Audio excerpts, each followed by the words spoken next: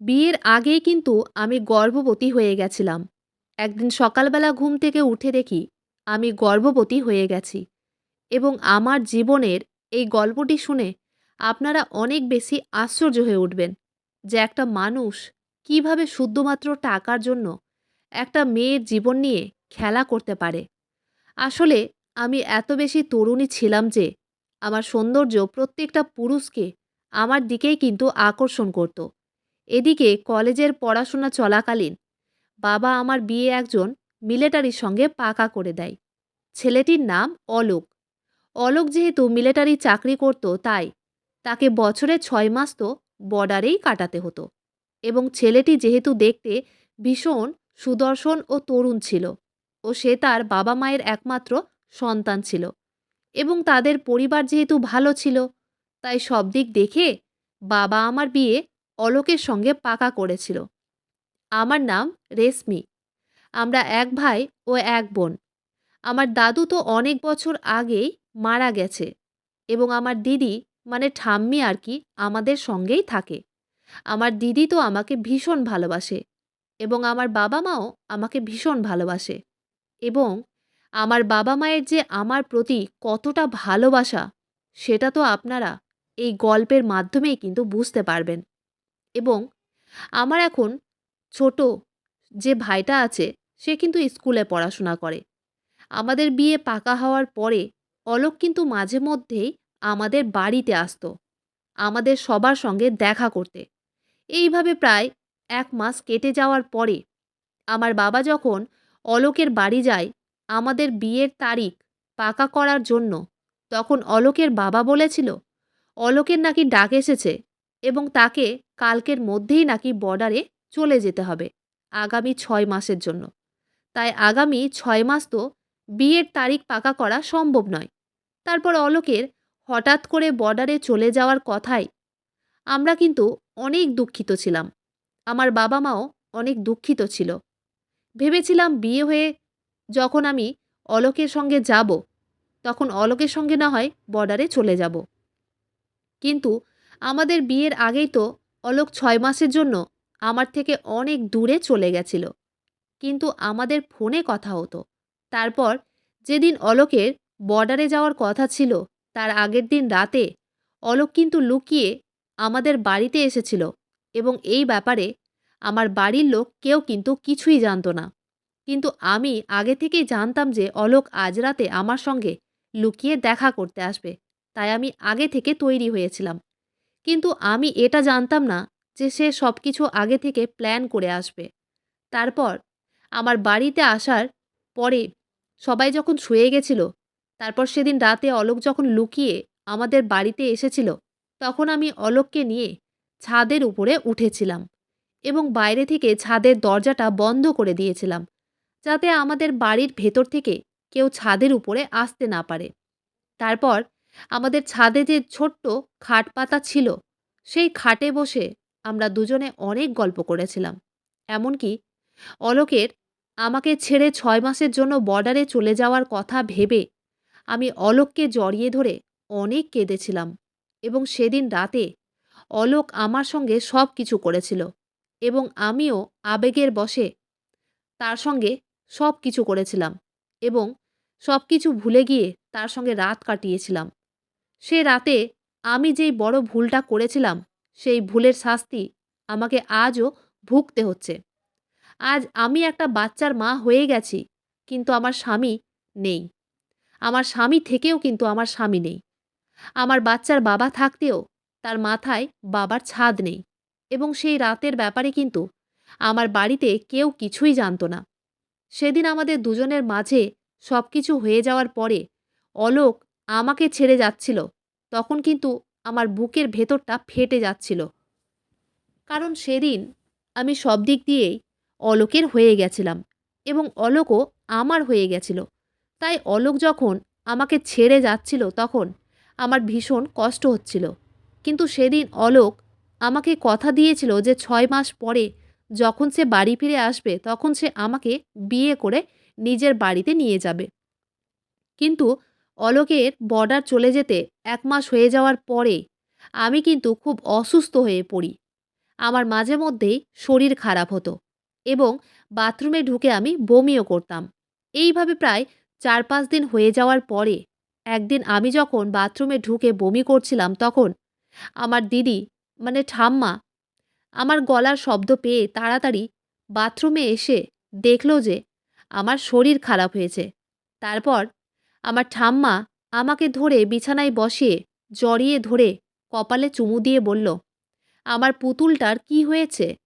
বেশ কিছুদিন ধরেই দেখছি আমার পুতুলের শরীরটা খারাপ। তাই চল দেখি আজকে তোকে আমি নিজেই ডাক্তারের কাছে নিয়ে যাব। আসলে আমার ঠাম্মা কিন্তু আমাকে ভালোবেসে পুতুল বলে ডাকত এবং আমার শরীর এত বেশি অসুস্থ হয়ে পড়েছিল যে আমিও তখন ডাক্তারের কাছে যেতে রাজি হয়েছিলাম। কিন্তু আমি স্বপ্নেও ভাবতে পারিনি যে ডাক্তারের কাছে যাওয়ার পরে আমি নিজের ব্যাপারে একটা এত বড় সত্যি কথা জানতে পারবো। তারপর আমার ঠাকুমা যখন আমাকে ডাক্তারের কাছে নিয়ে গেছিল এবং সেখানে গিয়ে ডাক্তারে যখন আমার চেক আপ করেছিল, তারপর আমাকে ডাক্তারে যা বলেছিল সেটা শুনে তো আমার পায়ের তলা থেকে যেন মাটি সরে গিয়েছিল। কারণ ডাক্তারে বলেছিল আমি নাকি গর্ভবতী আছি এবং সময় পেরিয়ে যাওয়ার কারণে আমার আর নাকি গর্ভপাত করা হবে না। এবং সেদিন আমার ও ঠাকুমায়ের সঙ্গে কিন্তু আমার ভাইও ডাক্তারের সঙ্গে গেছিল এবং সে যখন বুঝতে পেরেছিল যে সে মামা হতে চলেছে, তখন সে বাড়িতে আসার পরে গাড়ি থেকে নেমে ছুটতে গিয়ে বাড়ির ভেতরে ঢুকে আমার বাবা ও মাকে অনেক জোরে জোরে চিৎকার করে বলেছিল যে, মা, একটা অনেক বড় খুশির খবর আছে। সেটা হচ্ছে আমি মামা হতে চলেছি।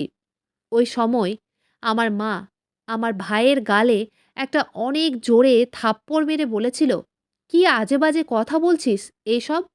তারপর আমার ঠাম্মা যখন অনেক সাবধানে আমাকে ধরে ঘরের ভিতরে নিয়ে ঢুকেছিল, তখন আমার বাবা মা আমাদের সামনে দাঁড়িয়ে আমার ঠাম্মাকে জিজ্ঞেস করেছিল ডাক্তারে কি বলেছে, রেশমির কি হয়েছে। আমার ঠাকুমা তখন আমার বাবা মায়ের মুখের দিকে তাকিয়ে বলেছিল, রেশমি সত্যি মা হতে চলেছে। এবং এই কথাটা শোনা মাত্রই কিন্তু আমার মা যখন আমার গায়ে হাত তুলতে এসেছিল, তখন আমার ঠাম্মি আমার মায়ের হাতটা ধরে বলেছিল, খবরদার, আমার নাতনিকে মারার একদম চেষ্টা করবি না। এবং তোরাই তো ওর বিয়েটা পাকা করে রেখে দিয়েছিলিস। ওকে তো বিদায় করে শ্বশুরবাড়িতে পাঠিয়ে দিতে পারতিস। বিয়ে পাকা করার পরেই যদি ওকে বিদায় করে শ্বশুরবাড়িতে পাঠিয়ে দিতিস, তাহলে আজ কিন্তু এই খবরটা শুনে তোরা সবাইকে মিষ্টি বিতরণ করতিস। সব দোষ কিন্তু তোদের। এতে রেশমির কোনো দোষ নেই। তাই আমার নাতনির গায়ে হাত তুলে কোনো লাভ নেই। আর তোরা যদি ওর ব্যাপারে বা ওকে নিয়ে কিছু উল্টোপাল্টা ভেবে থাকিস, তাহলে কিন্তু আমি আমার নাতনিকে নিয়ে এই বাড়ি ছেড়ে গ্রামের বাড়িতে চলে যাব এবং সেখানে আমার যা জমি জায়গা আছে সব কিছুই কিন্তু আমার নাতনির নামে করে দিব। সেদিন আমি আমার ঠাকুমাকে জড়িয়ে ধরে অনেক কেঁদেছিলাম, কারণ আমি স্বপ্নেও ভাবতে পারিনি যে একটা রাতের ভুলের জন্য আমার জীবনটা এই রকমভাবে পাল্টে যাবে। এমনকি বেশ কিছুদিন তো আমার বাবা মাও আমার সঙ্গে কথা বলা বন্ধ করে দিয়েছিল। কিন্তু আমার ঠাম্মি যখন তাদেরকে বুঝিয়ে বলেছিল যে এতে আমার একার কোনো দোষ নেই, এতে কিন্তু অলোকেরও দোষ আছে, তখন আমার বাবা বাধ্য হয়ে অলোকের বাবার কাছে গিয়ে সব কিছু সত্যি কথা বলেছিল যে আমি গর্ভবতী হয়ে গেছি এবং অলোকের বাচ্চার মা হতে চলেছি। এবং এতে কিন্তু আমার শ্বশুরের কোনো আপত্তি ছিল না যে আমি বিয়ের আগেই গর্ভবতী হয়ে গেছি এবং তারাও আমার বাবার সামনে তার ছেলের এই ভুলের জন্য ক্ষমা চেয়েছিল এবং বলেছিল তার ছেলে যখন বাড়ি ফিরে আসবে তারপরেই নাকি আমাদের বিয়েটা হবে। তারপর এইভাবে ৪ মাস কেটে যাওয়ার পরে ধীরে ধীরে আমার যখন পেট বাড়তে শুরু হয়, তখন কিন্তু আমার বাবা মায়ের দুশ্চিন্তা শুরু হয়। কারণ আমাদের বাড়ির আশেপাশের লোকেরা কিন্তু তখন আমার ব্যাপারে অনেক আজে বাজে কথা বলতে শুরু করেছিল এবং ধীরে ধীরে সবাই এটা জানতে পেরে গেছিল যে আমি বিয়ের আগেই গর্ভবতী হয়ে গেছি। এমনকি আমার বাবা যখন অলোকের বাবার কাছে গিয়ে হাত জোড় করে বলেছিল যে যেমন করেই হোক না কেন অলোকের একটা ছুটির ব্যবস্থা করতে হবে এবং আমার বিয়েটা অলোকের সঙ্গে তাড়াতাড়ি দিতে হবে, তখন কিন্তু অলোকের বাবা আমার বাবার সামনে কান্নাকাটি করে বলেছিল তাদের নাকি কোর্টে একটা জমি নিয়ে মামলা চলছে এবং সেই জমিটার জন্য 15 লক্ষ টাকা নগদ লাগবে এবং 15 লক্ষ টাকার দরকার। তাই এই মুহূর্তে নাকি তারা অলোকের বিয়েটা দিতে পারবে না এবং সেদিন অলোকের বাবা আমার বাবার সামনে ইচ্ছে করে মরা কান্না কেঁদে আমার বাবার কাছে 15 লক্ষ টাকা আদায় করার চালাকি করেছিল এবং আমার বাবাকে যখন এটা বলেছিল যে এখন তাদের টাকা পয়সার অনেক অভাব আছে, তাই এই মুহূর্তে অলোকের বিয়েটা দিতে পারবে না। এই কথা শুনে আমার বাবা নিজের একমাত্র ও সবথেকে বড় জমিটা বিক্রি করে টাকা জড়ো করে অলোকের বাবাকে নগদ 15 লক্ষ টাকা দিয়ে এসেছিল, যাতে আমার বিয়েটা খুব তাড়াতাড়ি অলোকের সঙ্গে হতে পারে।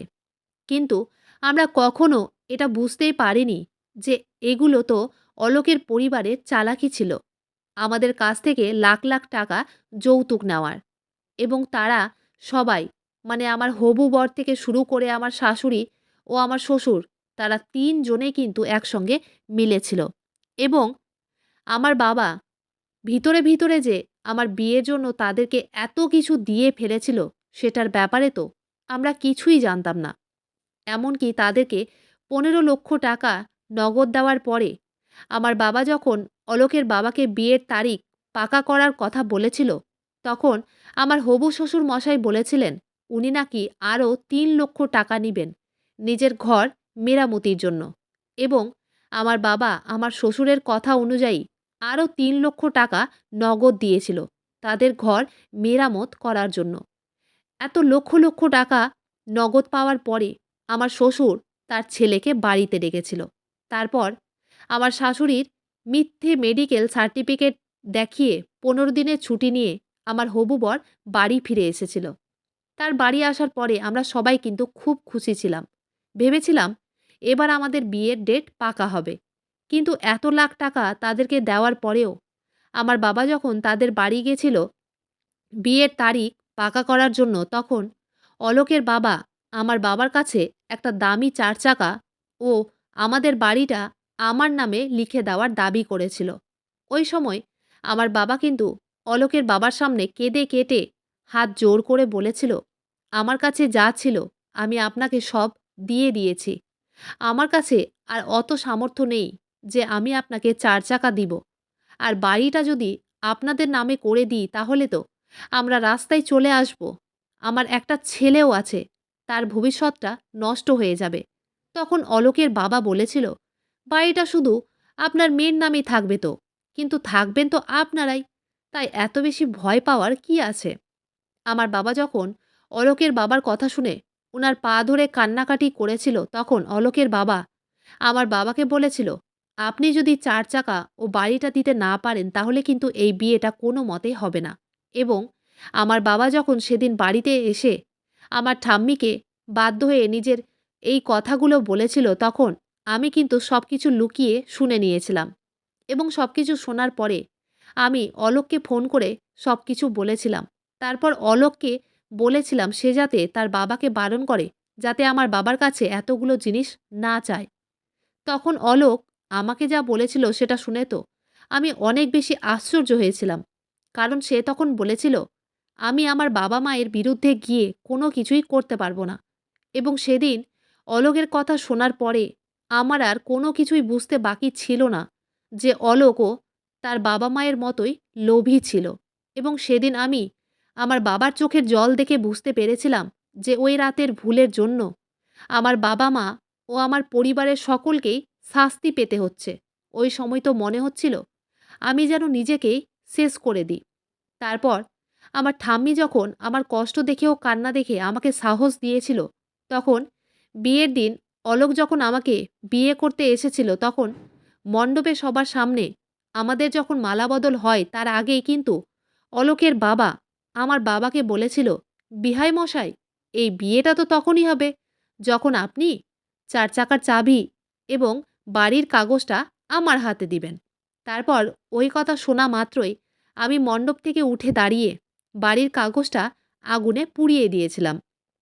তারপর আমি যখন বাড়ির কাগজটা আগুনে পুড়িয়ে দিয়েছিলাম, তখন অলোক আমার হাত ধরে বলেছিল, "রেশমি, তুমি এটা কি করলে?" আমি তখন সবার সামনে অলোকের গালে একটা থাপ্পড় মেরে বলেছিলাম, "তোর মতো ছেলেকে ভালোবেসে বিশ্বাস করে জীবনে সবথেকে বড় ভুল করেছি আমি। আমি গর্ভবতী আছি বলে তোরা হুমকি দিয়ে আমার বাবার কাছ থেকে লাখ লাখ টাকা আদায় করেছিস।"